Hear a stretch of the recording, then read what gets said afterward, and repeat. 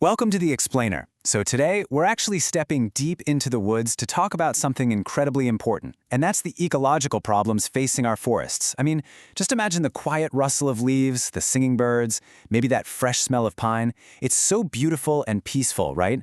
But the reality is, right now, these amazing forests are facing some absolutely huge challenges. Okay, let's dive into this. Before we even look at the problems, we kind of need to understand why we need forests in the first place, right? Well, forests do a ton of hard work for our planet. They act like these giant lungs, producing the fresh oxygen we breathe and really cleaning our air. They safely store water, they protect the ground we walk on, and probably most importantly, literally millions of animals and plants call the forest home. So without forests, life on Earth just wouldn't work. Direct human threats. How people harm forests. Let's start with a pretty big word here: deforestation. This happens when huge, massive areas of trees are just cut down, maybe for wood, to make space for farms, or even to build roads and cities. And, it causes a really terrible chain reaction. When those trees fall, animals completely lose their homes. The soil quickly becomes totally dry and poor. And here's the really big issue. Because trees breathe in carbon dioxide, having fewer trees means there's way more carbon dioxide left floating around in the air. And that makes climate change much, much worse.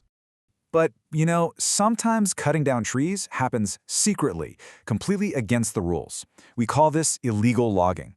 People just cut trees without permission because they want to make money quickly.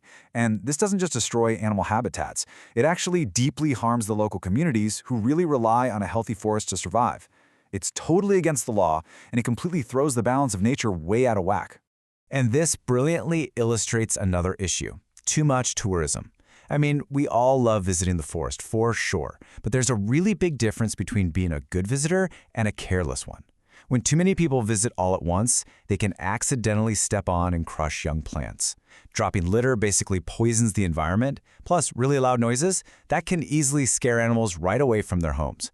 So we must absolutely always respect nature when we're out visiting. Pollution and climate change, the invisible threats. You really have to see how just simple garbage changes everything. Plastic, litter, and chemical waste, they don't just sit there on the ground. They actually soak right in and completely pollute the soil and the water. This is incredibly dangerous. Animals can get hurt, or they might even accidentally eat the plastic thinking it's food. And plants, they simply cannot grow in dirty, poisoned soil. Just one single piece of trash can harm the whole forest ecosystem. Now, what happens when all that pollution gets up into the air? Well, we get something called acid rain. Picture this. Dark, dirty smoke from factories and cars goes way up into the sky. It mixes up with the clean air and the clouds. And then it comes right back down as polluted rain. This acid rain is literally toxic. It burns the leaves on the trees, ruins the soil, and even poisons the lakes.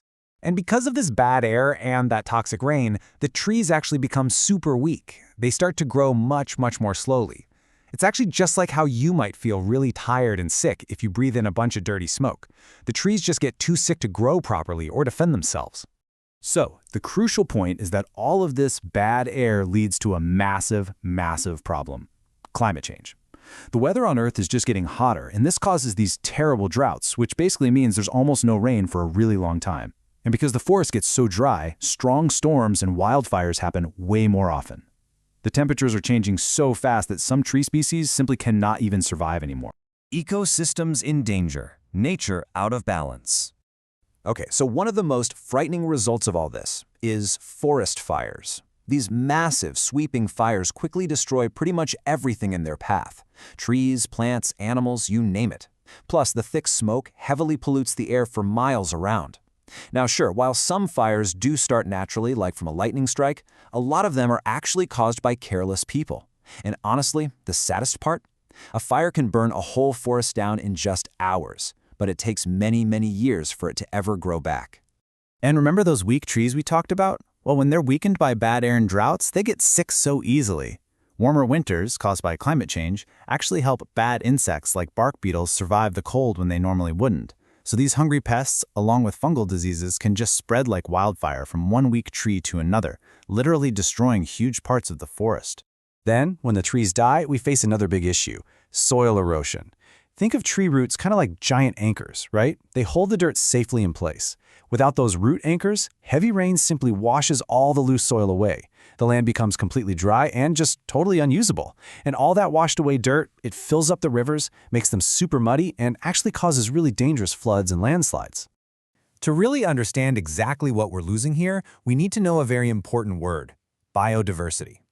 Basically, biodiversity simply means the many different types of animals, plants, and living things that are all sharing one healthy area. From the absolute smallest bug to the biggest bird, every single living thing plays an important role in keeping that forest alive and ticking. Let's move to how this builds, because when the forests disappear, the animals disappear right along with them.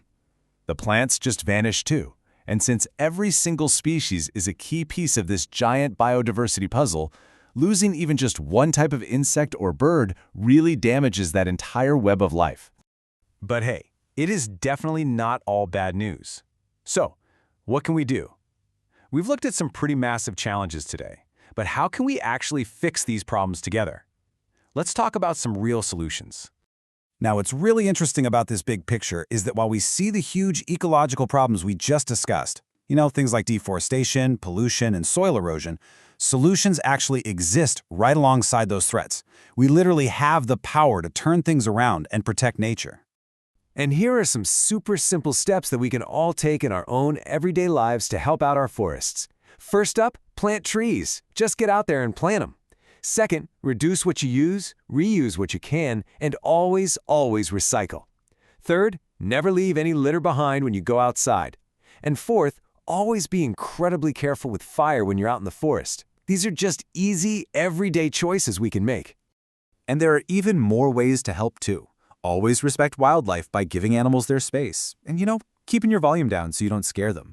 Keep learning about nature by reading and exploring. But most importantly, be a teacher yourself.